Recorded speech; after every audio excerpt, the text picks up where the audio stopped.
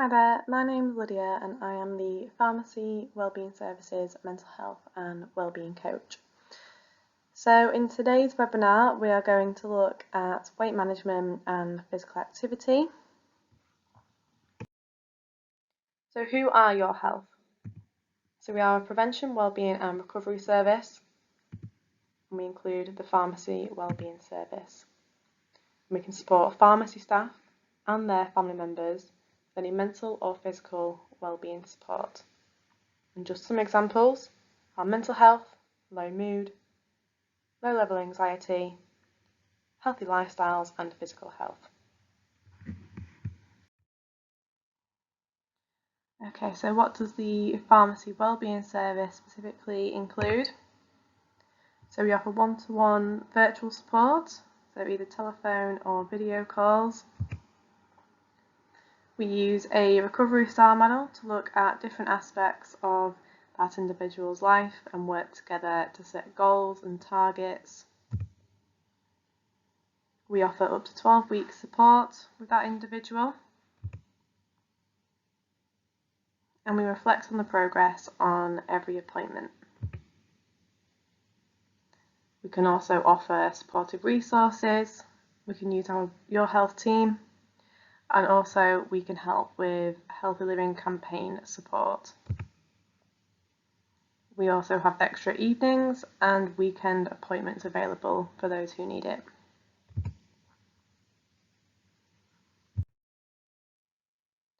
So we're just going to start by looking at some recommendations.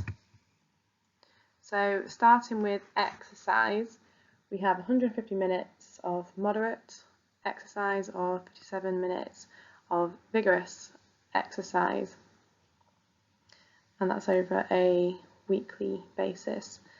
And again, that is ages between 19 and 64, so usually adults.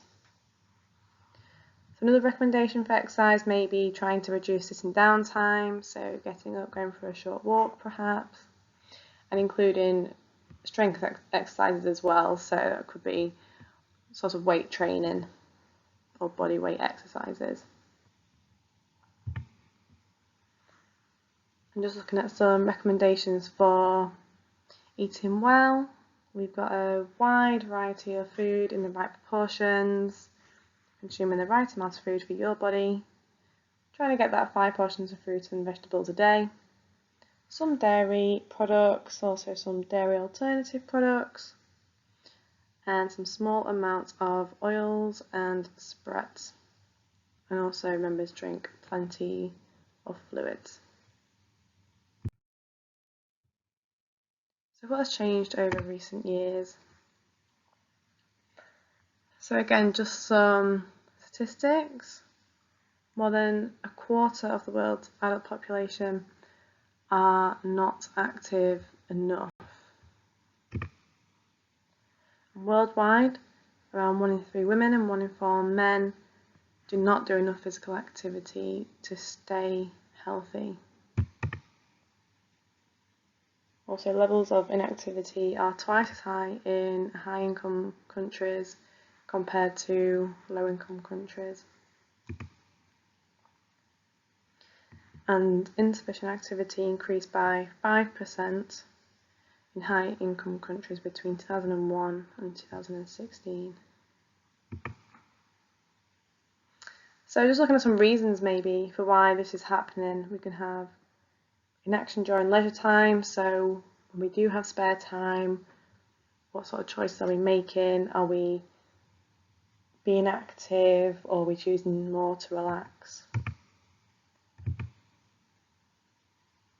So again, that behaviour during work time, when you're at home, it's just those choices that we're making. And again, just another example is the increase of our transport. So instead of walking places, a lot of us are now choosing to get the bus or get a taxi.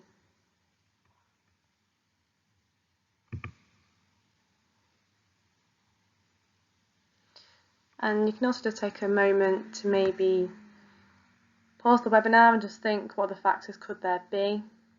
There's a link on there if you want any more information. But if you want to do any more research and just think for a second, or make a small list of what sort of reasons could there be for seeing these changes.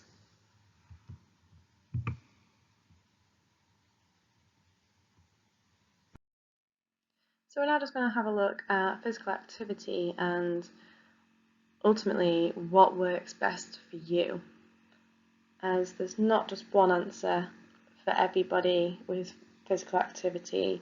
And of course, if we're trying to increase the amount of physical activity that we are doing, and if that is an insufficient amount of physical activity, we can look at the options and ultimately see what it is that we enjoy doing, what will fit into our daily lifestyle. So that could be going for walks during the day, it could be going to the gym, it could be perhaps playing football at the weekend with friends, it could be taking a class, a spinning class. So it's anything that will sort of fit into your daily lifestyles and something that you enjoy and are wanting and willing to carry on.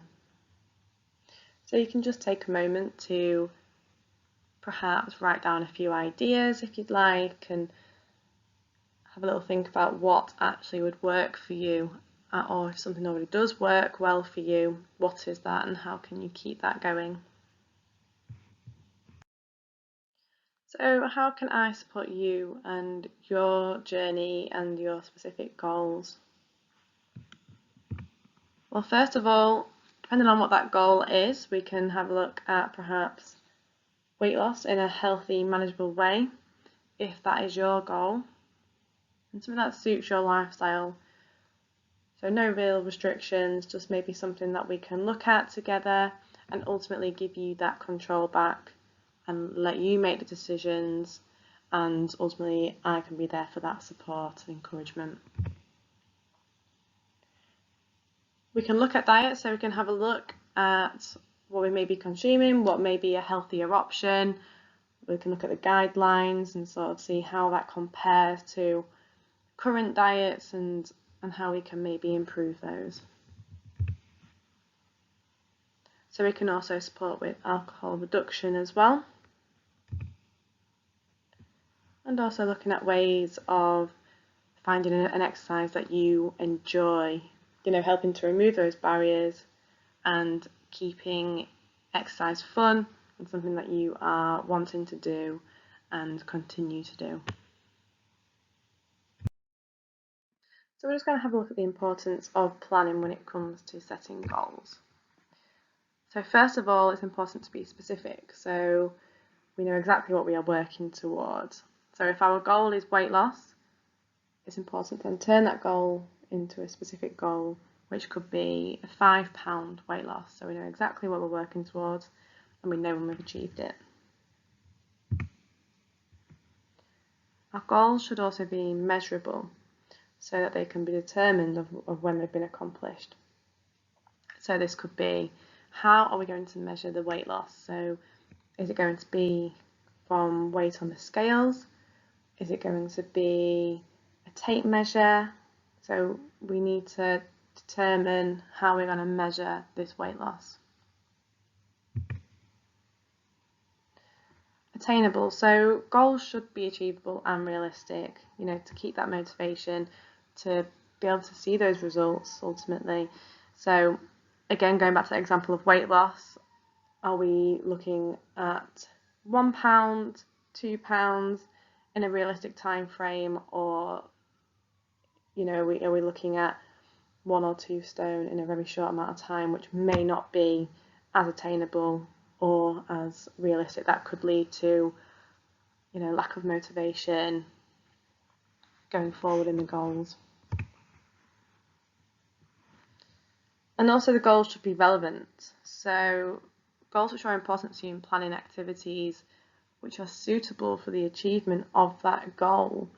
So as an example, if we are setting a goal to run a mile, is our training, is our goal involving exercise or diet which is going to be beneficial to achieving that goal? So are we going on walks, are we doing small runs and jogs, or is your exercise completely different from the run, which may make it a little bit more difficult to achieve the 1 mile run goal.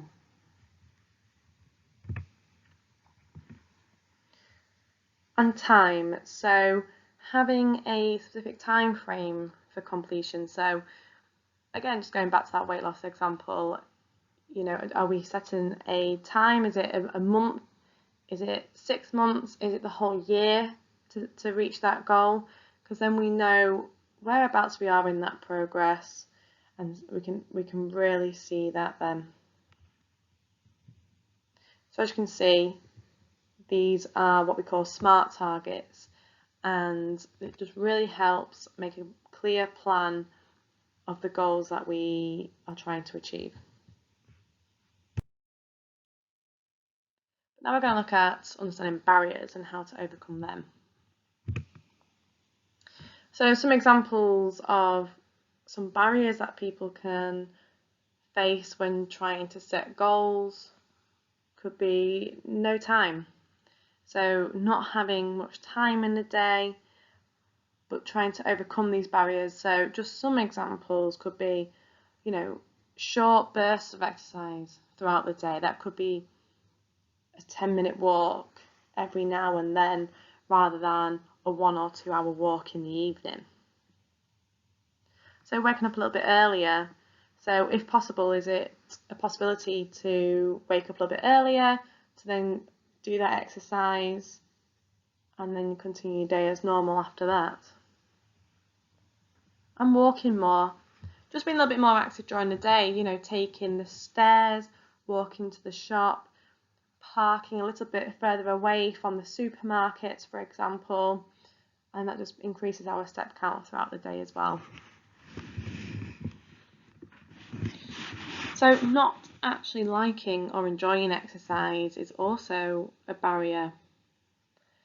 So just again, a few examples of how we could maybe overcome these are, choosing activities that you do enjoy to keep moving. So, it doesn't have to be going to the gym or playing sports.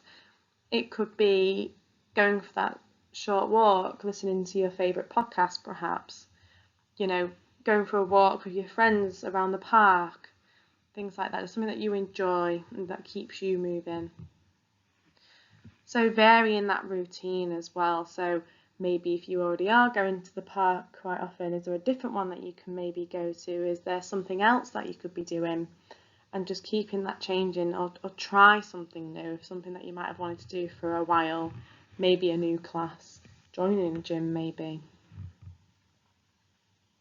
Which also comes under exploring new options and exercising with friends and family. Is it something that they wanted to try? Is it maybe going to be more beneficial if you had children, to take them to the park? Things like that, exploring those options and seeing what could be beneficial. And no motivation is also a barrier. So how we could maybe try and overcome this is setting realistic expectations, which comes back to that planning in the previous slide. So, maybe if it is a 10-minute walk a day, thinking, okay, that might be possible, I can do 10 minutes a day. And then when you start achieving that, and you can then add to those goals. Also, plan activity when you feel most energetic, setting those goals in your diary, so you know that you're going to be going for that walk, you're going to be going for that run perhaps. Scheduling exercise like an appointment. So making sure that we are committed and accountable to these activities that we are going to do as we say we're going to do. And being too tired. So again, it's a couple of options that may help. So, lunchtime movement, that could be a quick 10-15 minute walk on them lunch breaks, or even morning classes. So as soon as we wake up, and then we can try and complete that exercise before the day starts.